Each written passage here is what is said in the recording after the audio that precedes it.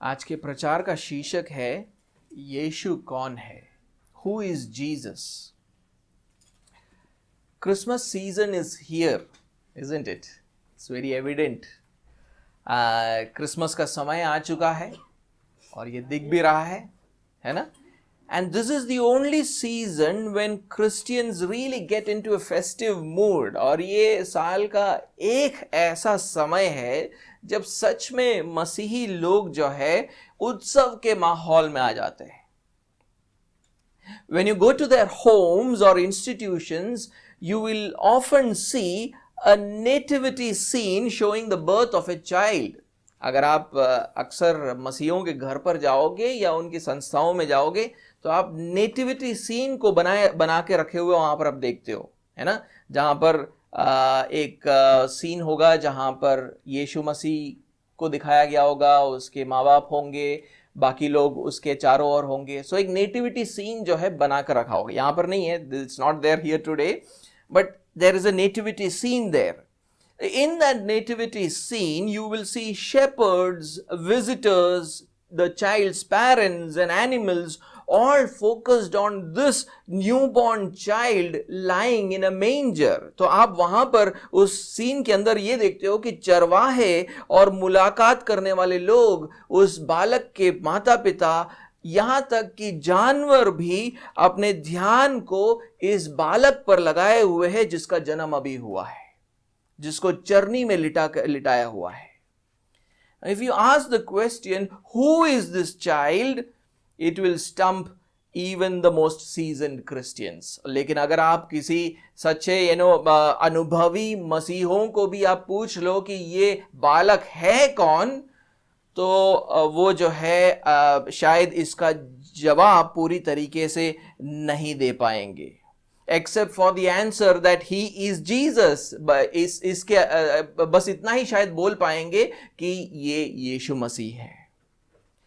But answering the question who is Jesus lies at the core of true Christmas. लेकिन इस सवाल का जवाब देना कि यीशु मसीह कौन है, वही सच्चे क्रिसमस का सार है. Christmas will make a real difference in your life only when you know who Jesus is. Christmas का फर्क आपके जीवन में तभी पड़ेगा जब आपको ये समझ आएगा कि यीशु कौन है. Because what he did was based on who he was. क्योंकि उसके कर्मों का आधार उसकी पहचान में है. So over the next few sermons we want to try to answer that question. तो हमारे कुछ आने वाले प्रचारों के द्वारा हम इस बात का प्रयत्न करें कि ये जो सवाल है कि यीशु मसीह कौन है, इसका जवाब देने का हम प्रयत्न करेंगे. Who is Jesus? तो यीशु मसीह कौन है? So my first point today is the favor of God is upon us. आज का पहला जो पॉइंट है वो ये है कि हम पर परमेश्वर का अनुग्रह हुआ है. We just heard from the passage that I'm going to preach from. अभी हमने सुना उस खंड को जिसमें से मैं प्रचार करने वाला हूं. लूका का पहला अध्याय, लूका का सुसमाचार पहला अध्याय 26 से 38. Luke chapter 1 verse 26 to 38. Now this passage records an encounter that a young woman called Mary has with an angel. इस खंड के अंदर मरियम नाम की एक युवती का एक स्वर्गदूत से मुलाकात होता है और उसका वर्णन यहां पर किया गया है. But through this encounter Luke reveals to us the identity of Jesus. लेकिन इस मुलाकात के द्वारा यहां पर लूका हमें यीशु के पहचान का खुलासा करता है.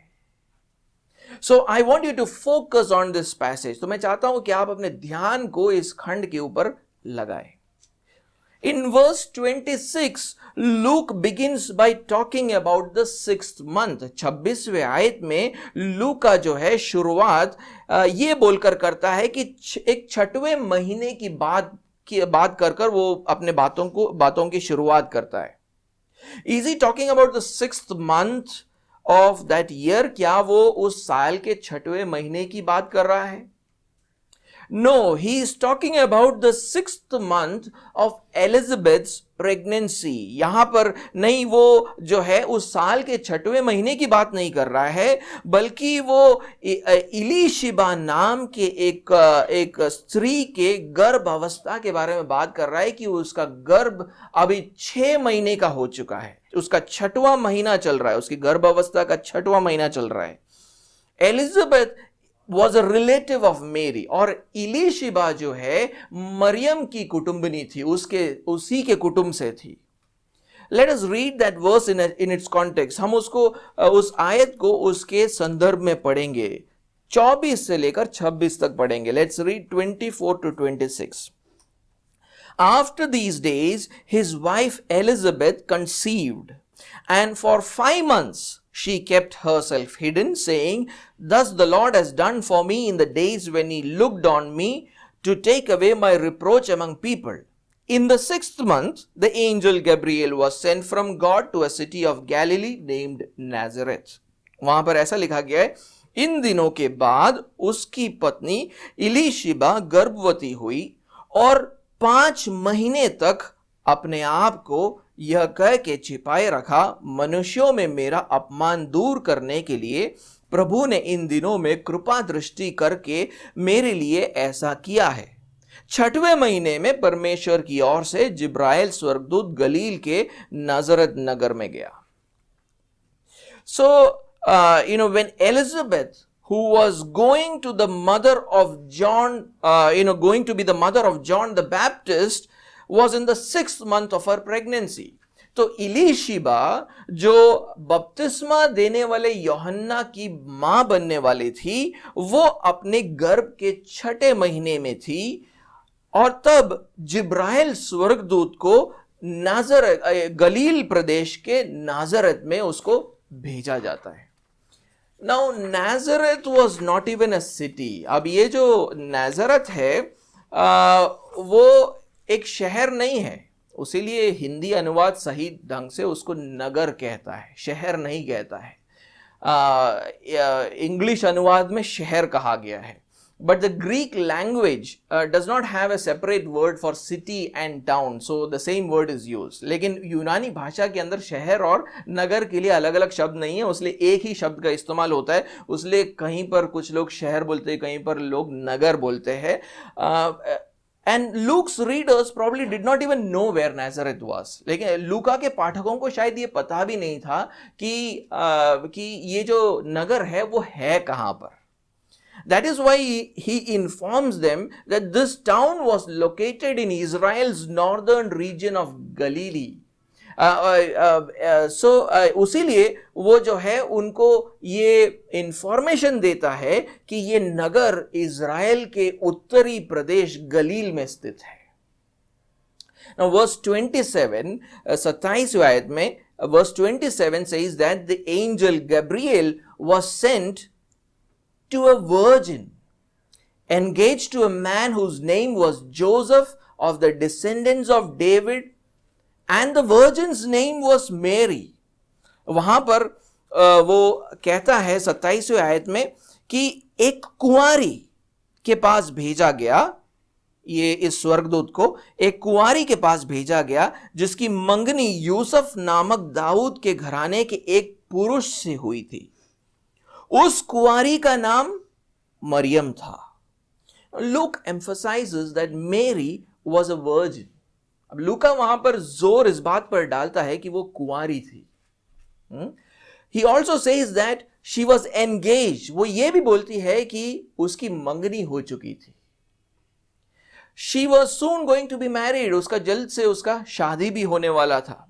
Now in that culture, engagement was not something that could be easily broken. उस संस्कृति के अंदर मंगनी ऐसा नहीं था कि आप आसानी से उसको तोड़ सकते हो. आजकल लोग जल्दी ऐसे ही मंगनी तोड़ देते ना, वैसा नहीं हो सकता था वहां पर. You cannot easily break off an engagement. There was a written agreement between the families before a boy and a girl became engaged. एक लड़का और लड़की की मंगनी से पहले जो है लिखित रूप से एक एग्रीमेंट, एक करार किया जाता था, उसके बाद एंगेजमेंट होता था. So engagement was a legally binding contract. तो ये जो मंगनी है कानूनी तरीके से एक बाध्य करार था. You cannot nullify the engagement only, you can nullify the engagement only through the process of divorce. अगर आपको मंगनी तोड़ना है तो बाकायदा कानूनी ढंग से त्यागने या डिवोर्स का प्रोसेस शुरू करना पड़ेगा आपको. That is why technically the boy and girl are already into a marriage relationship when their engagement is done. तो यानी एक कानूनी दृष्टि से आप देखो तो जब एक लड़के और लड़की का जो मंगनी होता है तो अभी से ही वो एक शादी के रिश्ते में तो बंध ही जाते हैं. भले वो एक साथ नहीं रहते, they don't live together, but technically they are almost married. लगभग उनका शादी हो गया ऐसा ही समझो, मंगनी होना. Then why is Luke emphasizing that she was a virgin who was engaged? तो यहां पर लूका इस बात पर जोर क्यों डाल रहा है कि वो कुंवारी है और उसकी जिसकी मंगनी हो चुकी है. To emphasize that this girl has never had a physical relationship with a man. इस बात पर जोर डालने के लिए कि इस लड़की का किसी भी पुरुष के साथ शारीरिक संबंध कभी नहीं हुआ है. Luke also points out that she is engaged to Joseph, a descendant of David. लूका इस बात को भी बताता है कि उसकी मंगनी यूसुफ के साथ हुआ है जो दाऊद के घराने का था.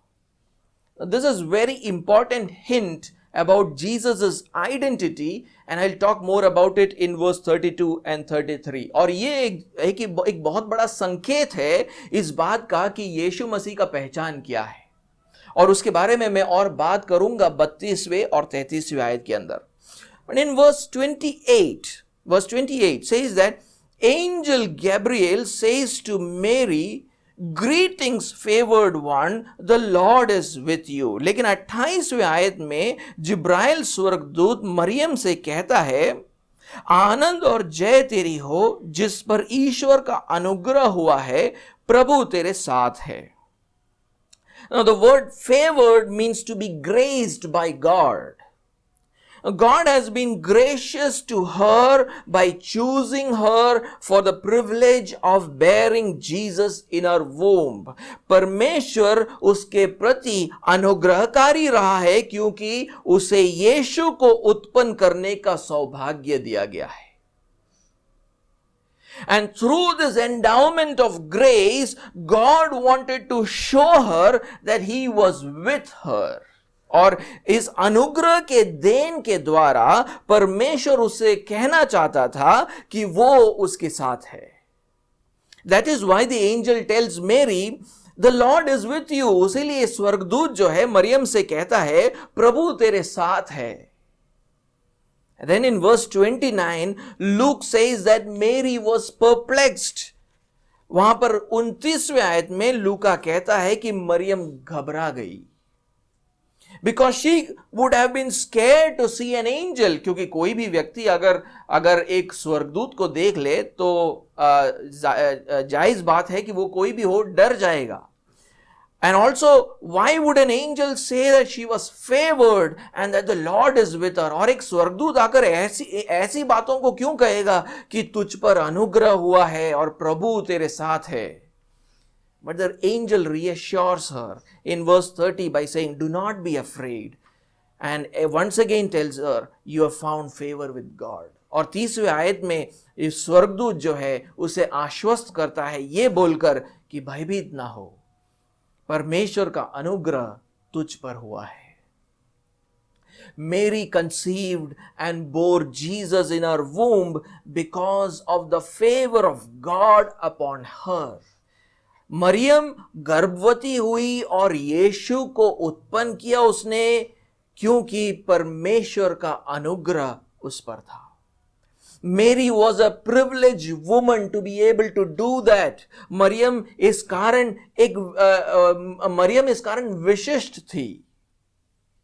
That is why she later sings in verse 48, from this time on, all generations will count me blessed. इसलिए 38वें आयत में फिर वो बाद में जाकर क्या एक गीत गाती है और क्या कहती है, इसलिए देखो अब से सब युग युग के लोग मुझे धन्य कहेंगे. But every Christian gets to enjoy the presence of Jesus in their hearts through faith. लेकिन हर मसीही का जो है विश्वास के द्वारा अपने हृदय में यीशु के उपस्थिति का अनुभव प्राप्त करता है.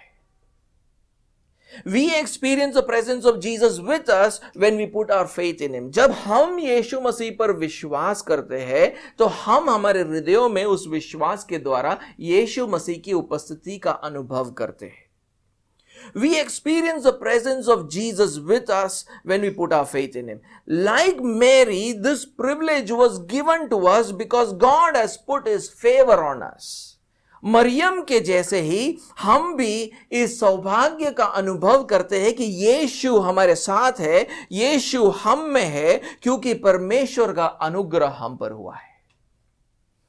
This is an important reminder as we gather together as Christians to rejoice in the birth of our Lord and Savior Jesus Christ. ये एक महत्वपूर्ण तकाजा है जब हम मसीह प्रभु यीशु मसीह के जन्म को मनाने के लिए इकट्ठे हुए हैं. We know Jesus not because we are someone special, but because God chose to put his favor on us. हमने यीशु मसीह को इसलिए नहीं जाना है क्योंकि हम कोई खास लोग हैं, बल्कि इसलिए क्योंकि परमेश्वर ने अपना अनुग्रह हम पर रखा है. And we need his continued favor in order to know Jesus better this season. और इस क्रिसमस सीजन में अगर यीशु मसीह को और गहराई से जानना है तो हमें परमेश्वर के अनुग्रह की लगातार जरूरत है. My second point today is that he is a son of God. आज के मेरे प्रचार का दूसरा जो पॉइंट है वो ये है कि वो परमेश्वर का पुत्र है. When Jesus comes into our lives, we cease to be the heroes and heroines of our own story. जब यीशु मसीह हमारे जीवन में आता है, हम अपनी ही कहानी के नायक और नायिका नहीं रह जाते हैं.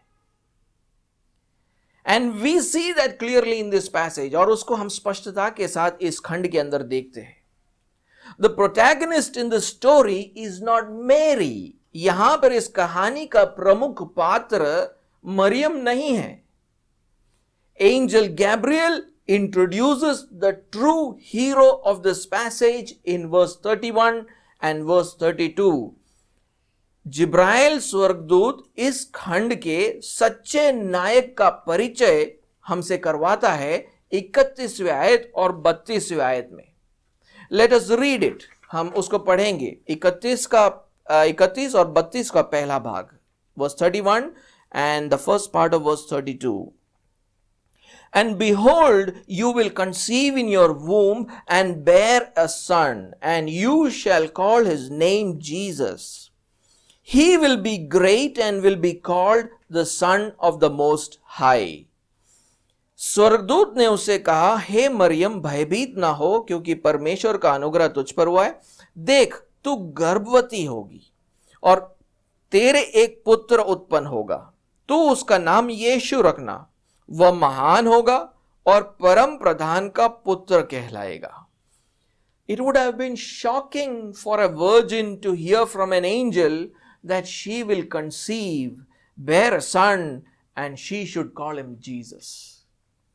एक कुंवारी के लिए बहुत ही शर्मनाक बात होती एक स्वर्गदूत से सुनना कि तू गर्भवती होगी और तेरा एक पुत्र उत्पन्न होगा और तू उसका नाम यीशु रखना.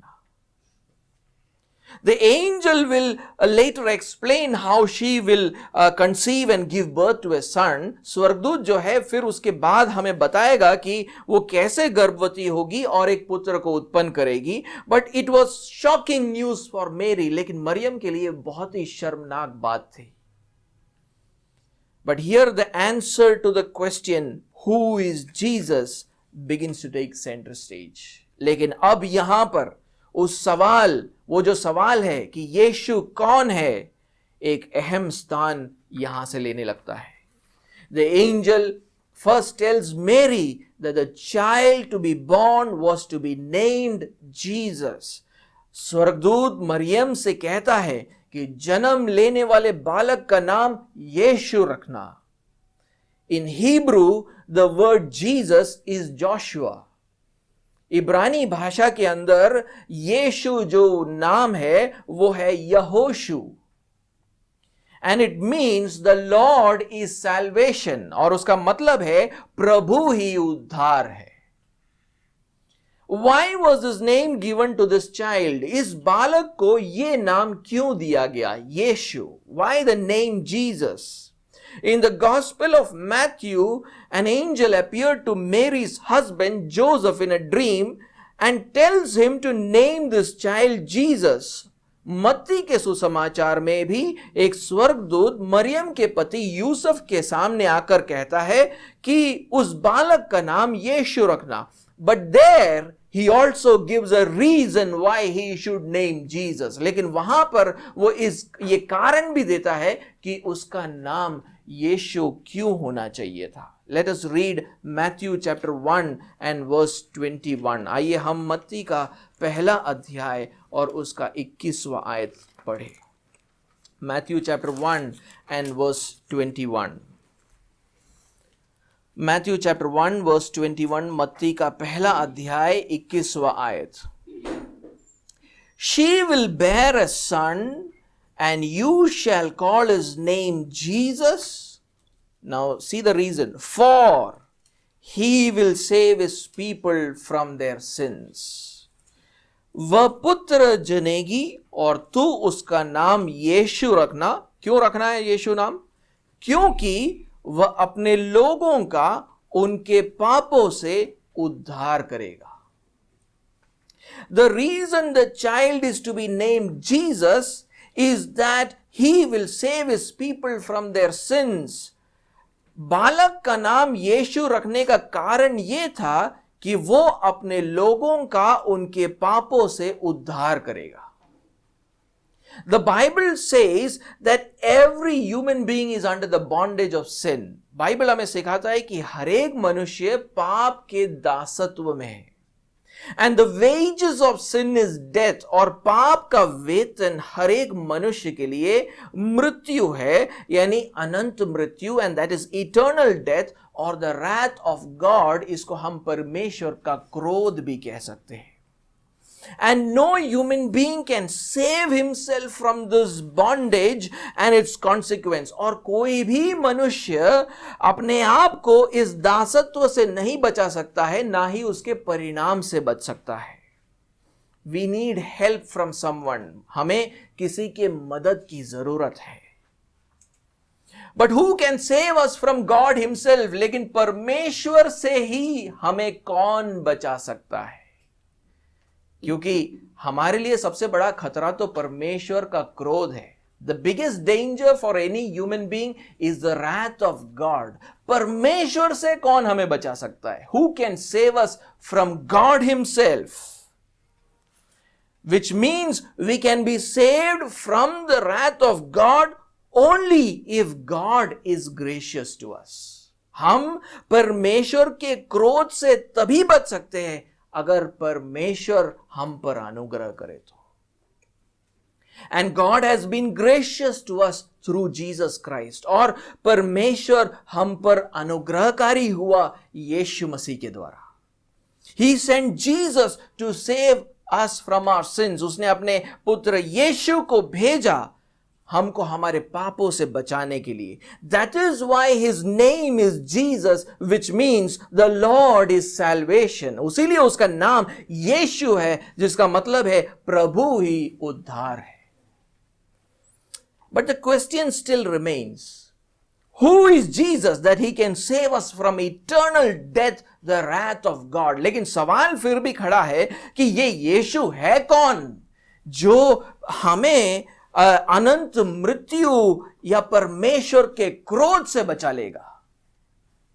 The angel says in verse 32 and the first part, और उसीलिए स्वर्गदूत 32वें आयत के पहले भाग में कहता है, He will be great and will be called the Son of the Most High. वो वहां पर कहता है वह महान होगा और परम प्रधान का पुत्र कहलाएगा. Now the word Most High which is used there for God. वहां पर जो शब्द इस्तेमाल किया गया है परम प्रधान, वो इस्तेमाल किया है परमेश्वर के लिए. तो वहां पर क्या कहा गया है? वो परम प्रधान का पुत्र कहलाएगा. It says that he will be the Son of the Most High. So this means that Jesus is the Son of God. इसका मतलब यह है कि यीशु परमेश्वर का पुत्र है. This means that Jesus has a divine nature. इसका मतलब यह भी है कि यीशु मसीह का एक दिव्य चरित्र है. Just as children of human beings have human nature, जैसे मनुष्यों के बच्चों का एक मानवीय चरित्र होता है, in the same way the Son of God has a divine nature. इसलिए परमेश्वर के पुत्र का एक दिव्य चरित्र है. The Son of God is the second person in the triune God. और परमेश्वर का पुत्र त्रिएक परमेश्वर में दूसरा व्यक्ति है. ध्यान से सुनिएगा इस बात को. परमेश्वर का पुत्र त्रिएक परमेश्वर में दूसरा व्यक्ति है. The Bible teaches us this about God. Bible हमें परमेश्वर के बारे में यह सिखाता है. 3 बातें आपको जानना है. 3 things you must know. God is one. परमेश्वर एक है. Second, there are 3 persons in one God. परमेश्वर के अंदर, उस एक परमेश्वर में 3 व्यक्ति है, 3 व्यक्तित्व है. कौन है? पिता, पुत्र और पवित्र आत्मा. Father, Son and Holy Spirit. And each person is fully God. और हर एक व्यक्ति पूरी तरीके से परमेश्वर है. ऐसा नहीं है कि एक व्यक्ति 1/3 परमेश्वर है. It's not that one person is 1/3 God. No. So the second person of the triune God, the Son of God, took on a human form and was born into this world on Christmas Day. तो इस त्रिएक परमेश्वर के दूसरे व्यक्ति परमेश्वर के पुत्र ने मनुष्य का रूप धारण करके क्रिसमस के दिन पर इस संसार में जन्म लिया. That is why in Philippians, let us read Philippians chapter 2 and verse 6 to 7. इसलिए हम फिलिपियों का 2रा अध्याय और उसका 6वां और 7वां आयत पढ़ेंगे. It says, now it's talking about Jesus. Paul is talking about Jesus. पौलुस यहां पर यीशु के बारे में बोल रहा है. Though he was in the form of God, did not count equality with God a thing to be grasped, but made himself nothing, taking the form of a servant, being born in the likeness of men. यीशु मसीह के बारे में पौलुस कहता है, जिसने परमेश्वर के स्वरूप में होकर भी परमेश्वर के तुल्य होने को अपने वश में रखने की वस्तु न समझा, वरन अपने आप को ऐसा शून्य कर दिया और दास का स्वरूप धारण किया और मनुष्य की समानता में हो गया. Jesus is God incarnate. परमेश्वर यीशु के रूप में आया है. He is fully God and fully man. वो पूरी तरीके से परमेश्वर और पूरी तरीके से मनुष्य भी है. He has 2 natures. उसके 2 चरित्र है, मानवीय चरित्र भी और दिव्य चरित्र भी. He has got a human nature, he's got a divine nature, and he came down to earth to save us from our sins. और वो आया इस पृथ्वी पर ताकि हमें हमारे पापों से उद्धार दे. So when you look at the nativity scene and see that baby lying there, तो जब आप उस nativity scene के बारे में जो मैंने बात किया था, जब वहां पर आप उस बालक को देखते हो, it shows us that one day in Israel, the God of the universe came down in the form of a baby boy. वो इस बात को दर्शाता है कि इस संसार का परमेश्वर एक बालक के रूप में आया था इज़राइल में. He limited himself within his own creation. उसने अपने आप को अपनी ही सृष्टि में सीमित कर दिया था. Holy God came down to a sinful world. पवित्र परमेश्वर एक पापमय संसार में उतर कर आया था. So that he can tell us that we are sinners in need of his grace. ताकि वो हमें बता सके कि हम पापी हैं जिनको उसके अनुग्रह की जरूरत है. So that he can save us from sin. ताकि वो हमें पाप से बचा सके. So that he can save us from his own wrath. ताकि वो हमें अपने ही क्रोध से बचा ले. That makes the normal nativity scene a powerful scene to behold. ये बात उस नेटिविटी सीन को एक बेहद सामर्थी सीन बना देता है. It was a supernatural event. ये एक अलौकिक घटना थी जो उस दिन इज़राइल में हुआ, क्योंकि इस संसार का सृष्टिकर्ता एक बच्चे के रूप में जन्म लेता है. The God, creator of this universe, was born into this world like a baby boy. Second thing, third thing, तीसरा point, he is the king of the universe. वो इस संसार का राजा है. Roughly 1,000 years before Jesus was born, God had made a promise to King David. यीशु मसीह का जन्म होने से 1000 साल पहले परमेश्वर ने दाऊद राजा से एक प्रतिज्ञा की थी. We read about it in 2 Samuel chapter 7 and verse 12 and 13. इसको हम दूसरे शमूएल की किताब और उसके 7वें अध्याय और उसके 12वें और 13वें आयत में हम पढ़ते. दूसरा शमूएल 7वां अध्याय और उसका 12 और 13. 2 Samuel chapter 7 verse 12 and 13. When your days are fulfilled and you lie down with your fathers. Now God is speaking to David. I will raise up your offspring after you, who shall come from your body, and I will establish his kingdom.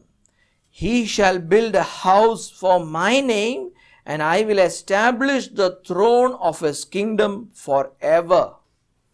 जब तेरी आयु पूरी हो जाएगी, परमेश्वर दाऊद से बात कर रहा है, और तू अपने पुरखाओं के संग सो जाएगा, तब मैं तेरे निज वंश को तेरे पीछे खड़ा करके उसके राज्य को स्थिर करूंगा. मेरे नाम का घर वही बनवाएगा और मैं उसकी राजगद्दी को सदैव स्थिर रखूंगा. Now David was the greatest king of Israel. अब दाऊद राजा जो है इज़राइल का सबसे महान राजा था. This promise speaks of a descendant of King David whose reign will be forever. यहां पर प्रतिज्ञा ये की जा रही है कि दाऊद राजा का एक वंशज आएगा जिसका राज्य सदैव स्थिर रहेगा. And this promise of God became the hope of the nation of Israel. और ये प्रतिज्ञा जो है इज़राइल के राज्य की आशा बन जाती है. They hoped for a descendant of David who will come and re-establish the kingdom of God. पूरा राज्य इस बात की आशा करता था कि दाऊद का वंशज आकर उसके राज्य को फिर से पुनर्स्थापित करेगा. That he will restore the fortunes of the nation of Israel. कि वो आकर इज़राइल के राज्य की दशा को सुधारेगा. He was their promised Messiah. ये उनका प्रतिज्ञा किया हुआ मसीहा था. इसको हम पुराने नियम में लगातार देखते हैं. We see this promise continuously in the Old Testament. मैं चाहूंगा कि आप यशाया का किताब निकालें, उसका 9वां अध्याय और उसका 6वां और 7वां आयत पढ़े. Let's read Isaiah chapter 9 and verse 6 and 7. यशाया 9 और उसका 6 और 7.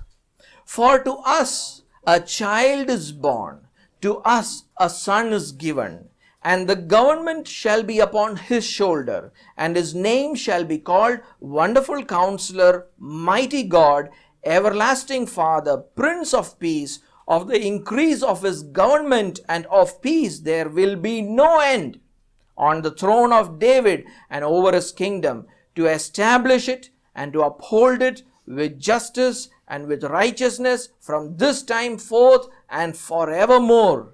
The zeal of the Lord of hosts will do this. So कहता है, क्योंकि हमारे लिए एक बालक उत्पन्न हुआ, हमें एक पुत्र दिया गया है, और प्रभुता उसके कांधे पर होगी, और उसका नाम अद्भुत युक्ति करने वाला, पराक्रमी परमेश्वर, अनंत काल का पिता और शांति का राजकुमार रखा जाएगा। उसकी प्रभुता सर्वदा बढ़ती रहेगी और उसकी शांति का अंत ना होगा। इसलिए वह उसको दाऊद की राजगद्दी पर इस समय से लेकर सर्वदा के लिए न्याय और धर्म के द्वारा स्थिर किए और संभाले रहेगा। सेनाओं के यहोवा की धुन के द्वारा यह हो जाएगा। This is where we now need to go back and revisit what the angel said about Joseph in verse 27 and the first part. और यहां पर हमें वापस जाकर फिर से देखना होगा कि स्वर्गदूत ने 27वें आयत के पहले भाग में यूसुफ के बारे में क्या कहा था। So let us go back and read that again. हम फिर से उसको पढ़ेंगे। 27वां आयत का पहला भाग। To a virgin betrothed to a man whose name was Joseph of the house of David.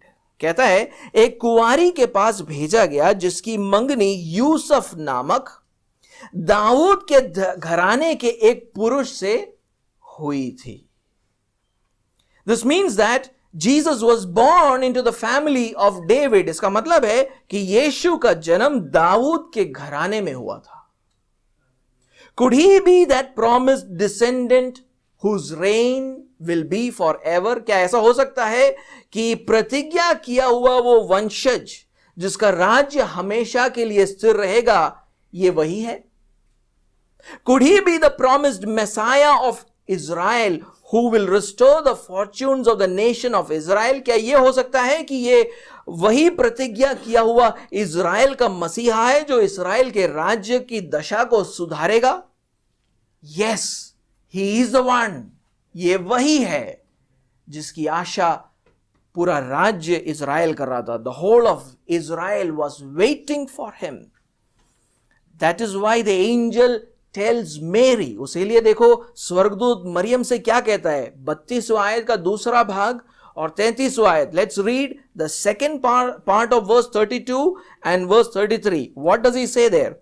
And the Lord God will give to him the throne of his father David, and he will reign over the house of Jacob forever, and of his kingdom there will be no end. वो कहता है वहां पर कि और प्रभु परमेश्वर उसके पिता दाऊद का सिंहासन उसे देगा. ये आने वाले बालक को दाऊद का सिंहासन देगा और वह याकूब के घराने पर, याकूब का घराना यानी इज़राइल, इज़राइल पर सदा राज्य करेगा और उसके राज्य का अंत ना होगा.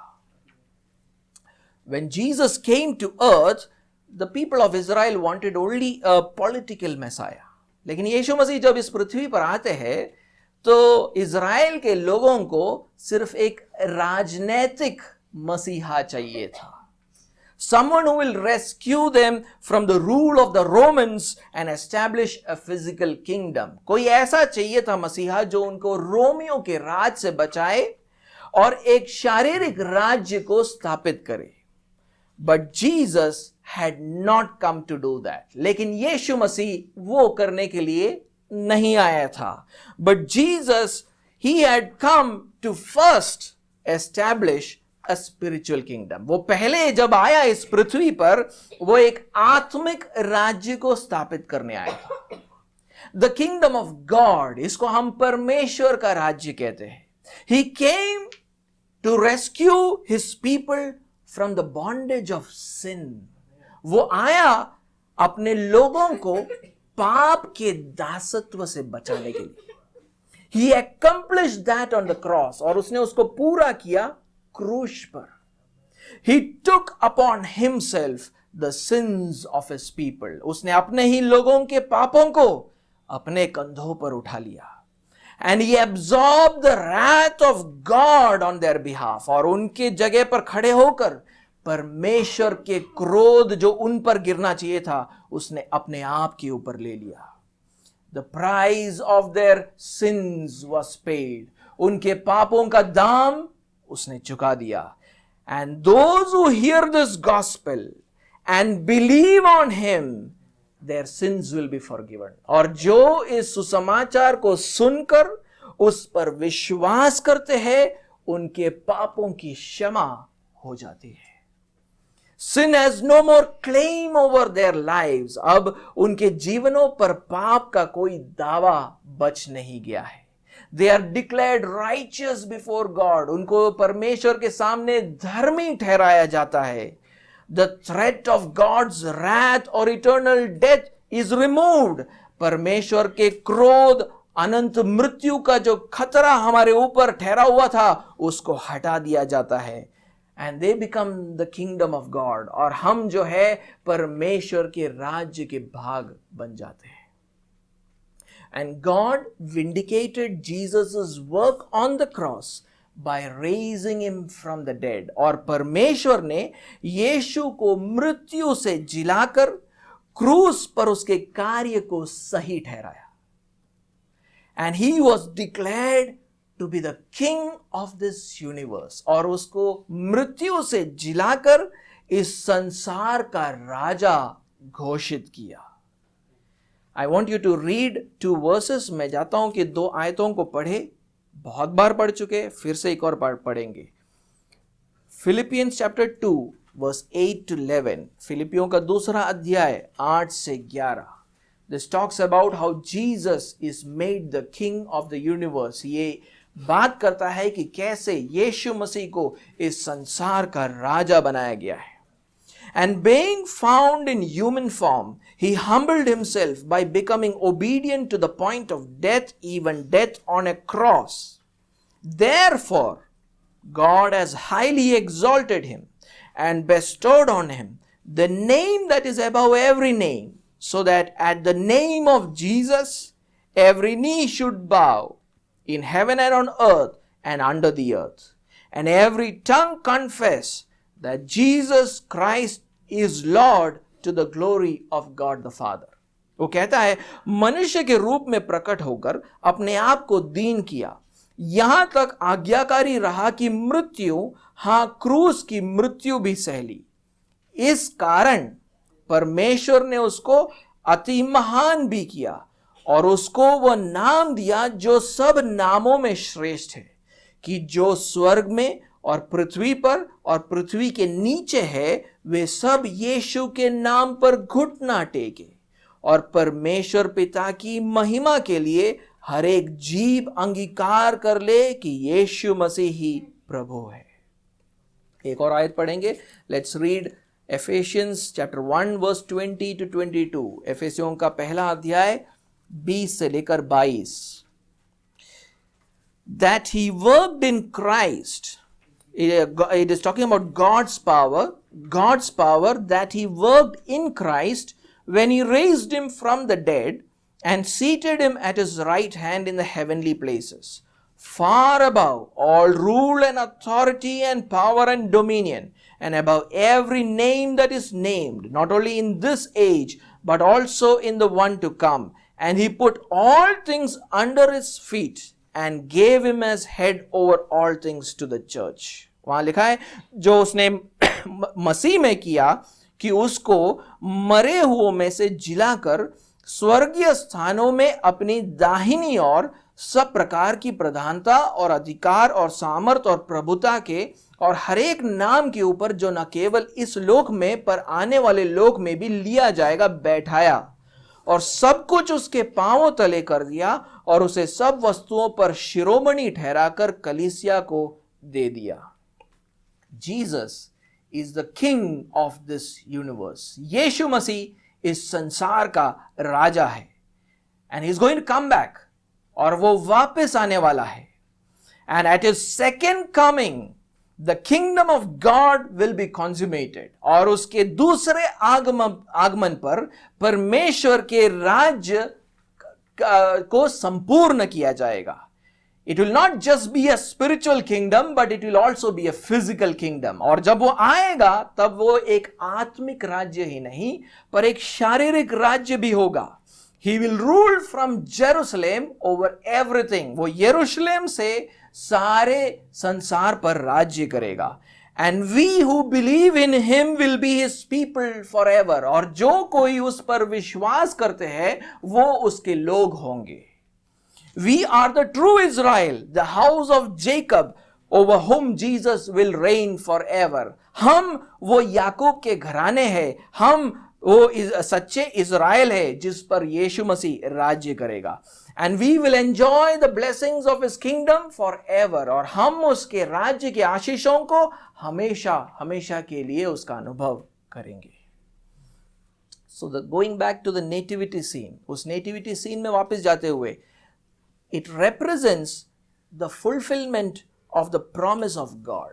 वो परमेश्वर के प्रतिज्ञा के पूर्णता को दर्शाता है.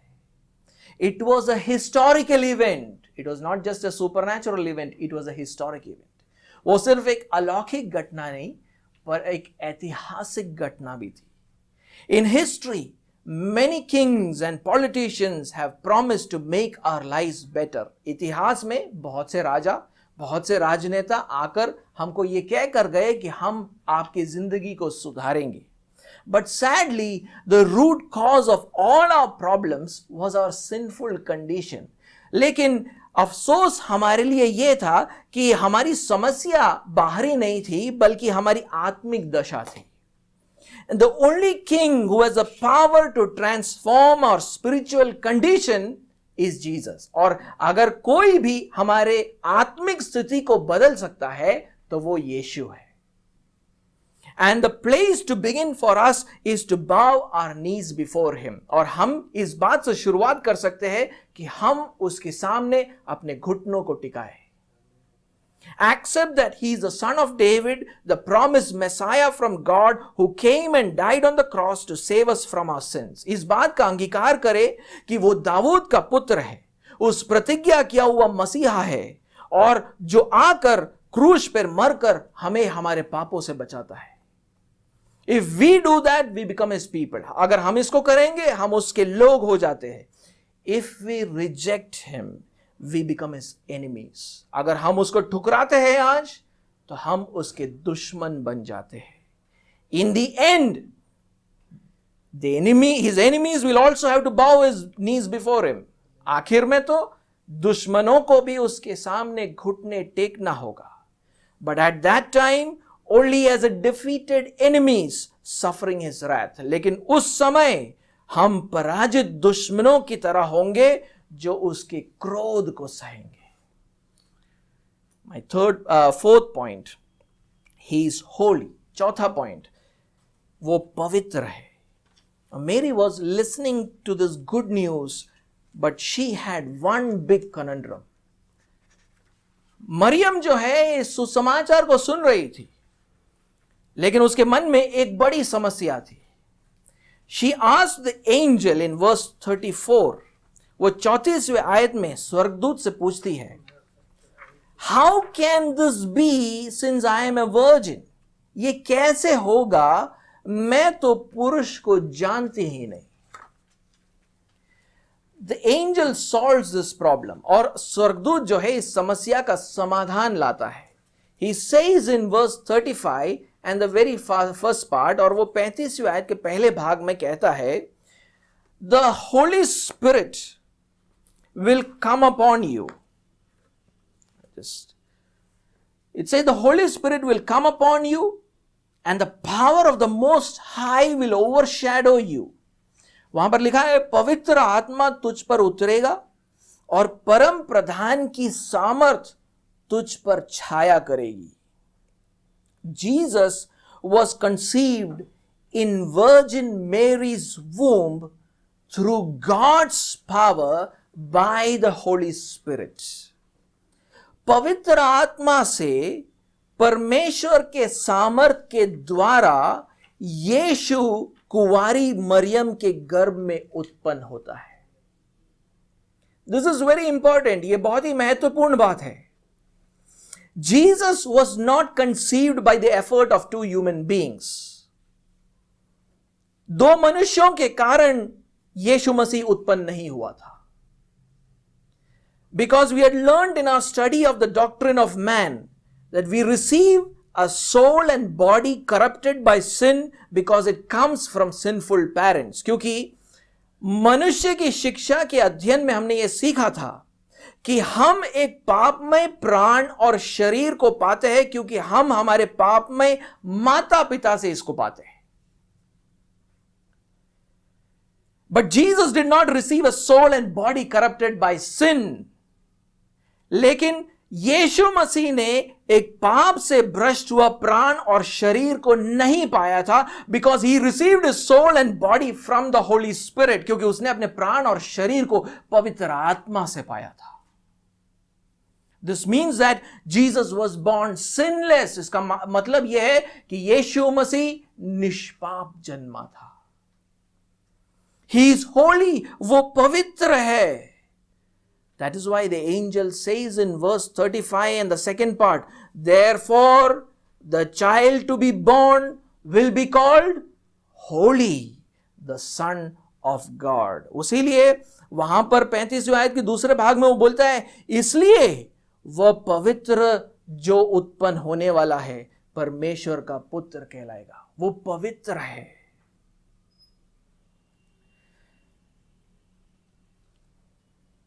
Jesus, was born sinless and remained sinless through his lifetime. यीशु मसीह निष्पाप जन्मा, उसके पूरे जीवन काल वो निष्पाप रहा। He was perfectly obedient to God. वो परमेश्वर के सामने सिद्ध तरीके से आज्ञाकारी बना रहा। He had perfect righteousness. उसके पास सिद्ध धार्मिकता थी। And when we believe in him, और जब हम उसके ऊपर विश्वास करते हैं तो क्या होता है? His righteousness is imputed to us. उसकी धार्मिकता हमारी धार्मिकता बन जाती है। देखिए ये क्यों महत्वपूर्ण है? Why is this important? See, God had two conditions in order for us to enter the kingdom of God, to enter the eternal life. देखिए परमेश्वर के राज्य में प्रवेश करने के लिए, अनंत जीवन में प्रवेश करने के लिए परमेश्वर ने दो शर्तों को रखा था। One is the forgiveness of our sins. एक था कि हमारे पापों की क्षमा होनी चाहिए। And second is that you should be perfectly righteous. और दूसरा ये कि तुम सिद्ध तरीके से धर्मी होने चाहिए, तुम्हारे अंदर कोई पाप नहीं होना चाहिए। And Jesus provided both these conditions on the cross. इन दोनों बातों को यीशु मसीह ने क्रूस पर हमें दिया। उसने हमारे पापों के लिए मरकर हमारे पापों को क्षमा किया। He died for our sins and our sins were forgiven. And his perfect righteousness on the cross, he was obedient to the point of death. वो मृत्यु के कगार तक भी परमेश्वर के सामने आज्ञाकारी रहा। उस धार्मिकता, उस आज्ञाकारिता को हमें दिया जाता है, हमें पहराया जाता है। We are imputed with his righteousness when we believe on him.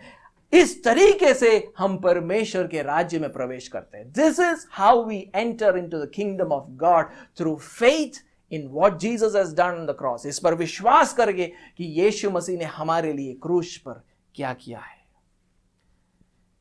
And my last point, आखिरी point, believe in this gospel. इस सुसमाचार पर विश्वास करो। So far, Mary has been getting to know from the angel who is Jesus. अभी तक जो है मरियम स्वर्गदूत से ये जानती आ रही है कि यीशु कौन है। And in order to help her to believe all these things, the angel takes the example of a relative Elizabeth. और उसे मदद करने के लिए, उसके विश्वास को मजबूत करने के लिए स्वर्गदूत उसके कुटुंबिनी इलीशिबा का उदाहरण देता है। Let us read that in verse 36. 36वीं आयत में हम उसको पढ़ेंगे। And behold, your relative Elizabeth in her old age has also conceived a son. And this is the 6th month with her who was called barren. और देख, तेरी कुटुंबिनी इलीशिबा के भी बुढ़ापे में पुत्र होने वाला है। यह उसका जो बांझ कहलाती थी 6वां महीना है। Elizabeth was old and physically it was not possible for her to bear a child. देखिए, इलीशिबा बूढ़ी थी और शारीरिक रीति से यह मुमकिन नहीं था कि एक बालक को उत्पन्न कर सके। This was also her husband's doubt when the angel told him that she will bear a child. और यही उसके पति का भी संदेह था जब स्वर्गदूत आकर उससे कहता है कि वो तेरे लिए एक बालक को जन्मेगी। 18वें आयत को पढ़े। Let's read verse 18 there. Luke chapter 1 verse 18, लूका का पहला अध्याय 18वां आयत। And Zachariah said to the angel, how shall I know this? For I am an old man and my wife is advanced in years. वो कहता है, जकरिया ने स्वर्गदूत से पूछा, यह मैं कैसे जानूं, क्योंकि मैं तो बूढ़ा हूं और मेरी पत्नी भी बूढ़ी हो गई है। But God enabled Elizabeth to conceive. लेकिन परमेश्वर ने इलीशिबा को बल दिया ताकि वो बालक को उत्पन्न कर सके। She who was called barren was now in the 6th month of her pregnancy. जो स्त्री को बांझ कहा जाता था वो आज उसके गर्भ के 6वें महीने में थी। And using this testimony, the angel tells Mary in verse 37, और इस गवाही का इस्तेमाल करके स्वर्गदूत मरियम से क्या कहता है? 37वें आयत को पढ़ेंगे। For nothing will be impossible with God. वो कहता है कि जो वचन परमेश्वर की ओर से होता है वह प्रभाव रहित नहीं होता।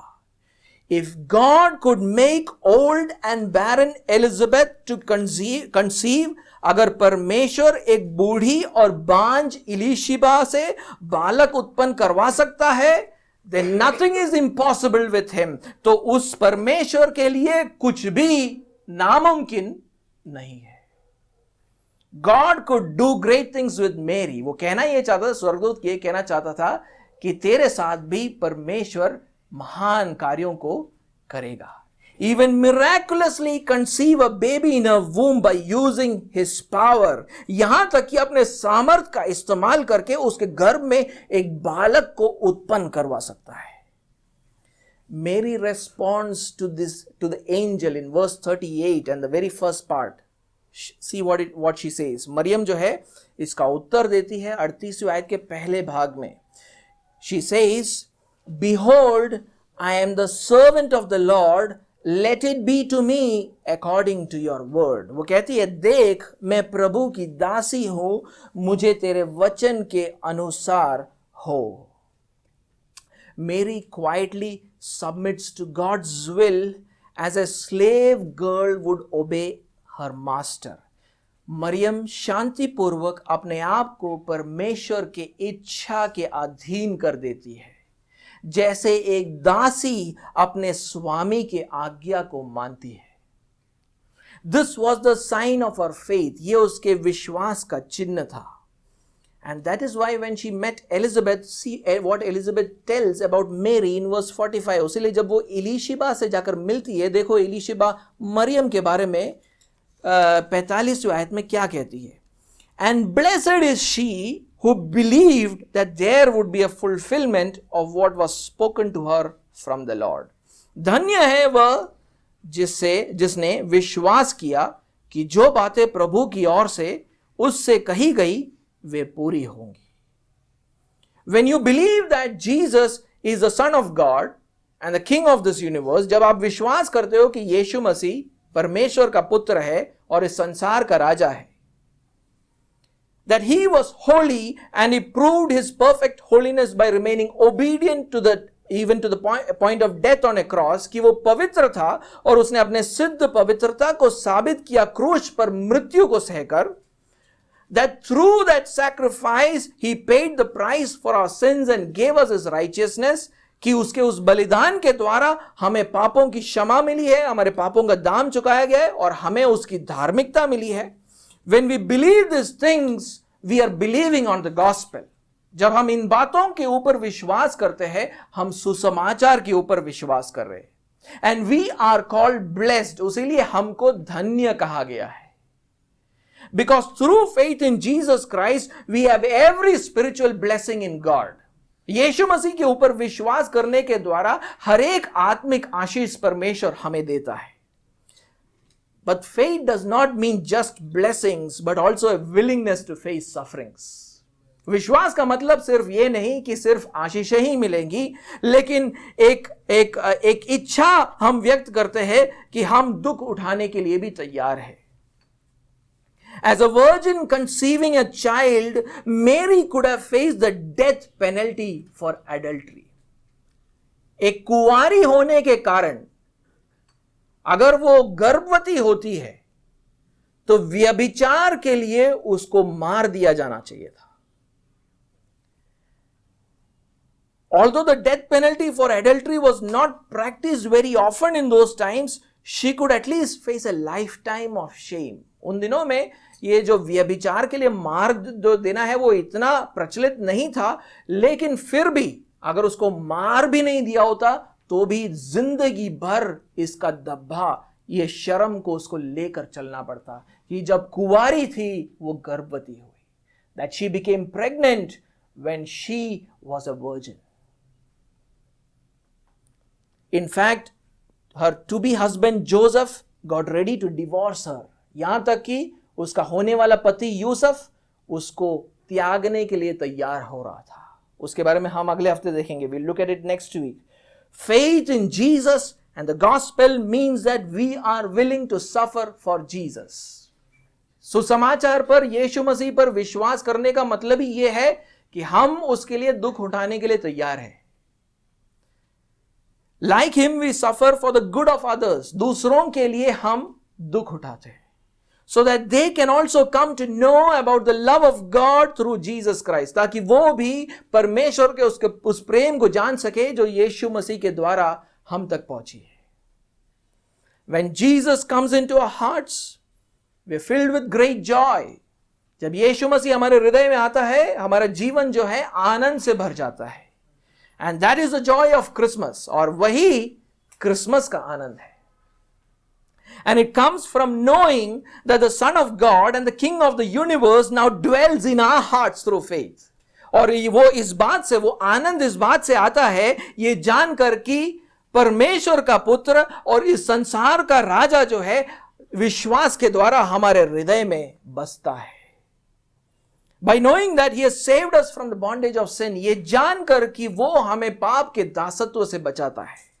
By knowing that he is sanctifying us through the Holy Spirit, ये जानकर कि वो पवित्र आत्मा के द्वारा हमें पवित्र बना रहा है। By knowing that he is preparing us for an eternal life with God, ये जानकर कि वो हमें एक अनंत जीवन के लिए तैयार कर रहा है परमेश्वर के साथ। By knowing that this world cannot take away our joy, ये जानकर कि ये दुनिया इस आनंद को हमारे हृदय से छीन नहीं सकती। And this joy is expressed through love for God and love for people around us. और इस आनंद को हम कैसे व्यक्त करते हैं? परमेश्वर के प्रति प्रेम और दूसरे लोगों के प्रति प्रेम को दिखाकर। If we have the joy of Christmas, we will find ways to love others this Christmas season.